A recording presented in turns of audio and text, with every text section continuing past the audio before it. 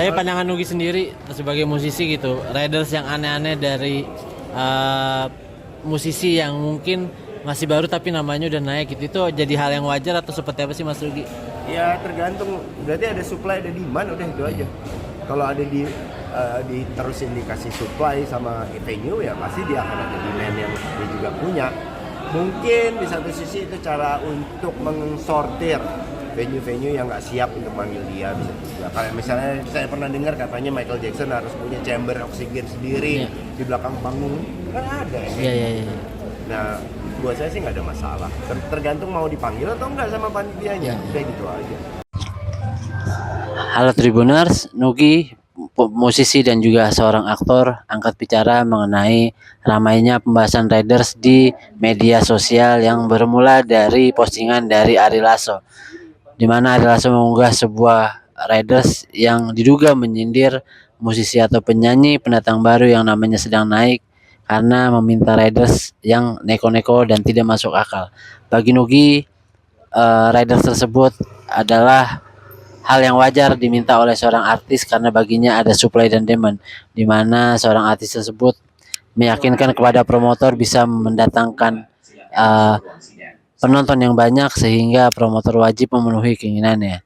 Serta Nugi juga menceritakan tentang riders apa saja yang selalu ia minta kepada promotor saat ia atau dance company band manggung di sebuah acara. Berikut hasil wawancara bersama dengan Nugi. Mas Ugi, kalau boleh tahu mungkin ridersnya apa aja sih lu ketika manggung, baik solo ataupun manggung sama TDP? Gue pernah punya catatan TDCP. riders yang krusial ya. Yang pasti satu yang harus disediakan sama panitia adalah smoking area. Udah titik. Udah itu doang. Serius? Beres. Mau lo tempatnya nggak ada AC, tempatnya gimana nggak ada masalah buat gue. Yang penting boleh smoking area dan bisa sendirian, dalam tanda kutip nggak rame-rame.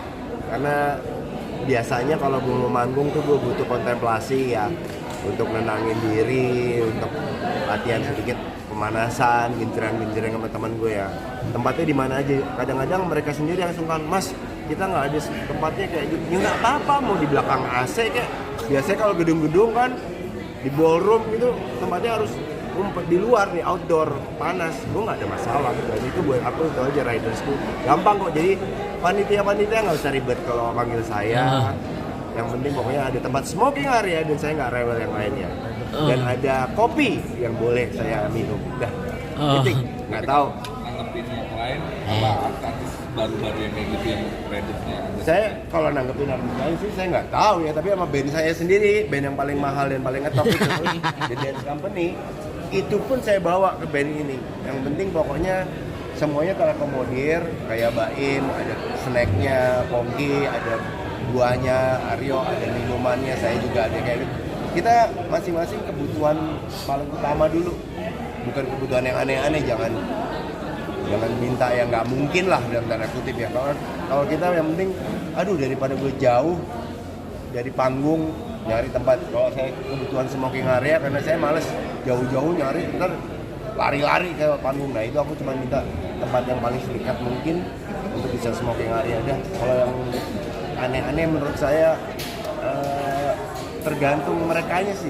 Saya sih pernah dengar ada beberapa orang yang gini-gini, misalnya harus punya pesawat sendiri misalnya, karena ada juga. Iya. Ya tergantung, kalau naik panitia mau ya silakan, kalau nggak mau ya nggak apa-apa. Kan sebenarnya kan riders kan bisa dipenuhi atau nggak bisa dipenuhi kan tergantung deal-dealannya panitia. Dan kalau buat saya itu yang nggak pengennya deal terus, jangan sampai nggak deal. Jadi ya saya nggak ada yang krusial. Tapi pandangan Nugi sendiri sebagai musisi gitu, riders yang aneh-aneh dari musisi yang mungkin masih baru tapi namanya udah naik gitu, itu jadi hal yang wajar atau seperti apa sih Mas Nugi? Ya tergantung, berarti ada supply ada demand, udah itu aja. Kalau ada terusin dikasih supply sama venue, ya pasti dia akan ada demand yang dia juga punya. Mungkin di satu sisi itu cara untuk mengsortir venue-venue yang nggak siap untuk manggil dia, bisa juga. Kayak misalnya saya pernah dengar katanya Michael Jackson harus punya chamber oksigen sendiri di belakang panggung, kan ada ya. Iya. Nah buat saya sih nggak ada masalah. Tergantung mau dipanggil atau enggak sama panitianya, udah gitu aja.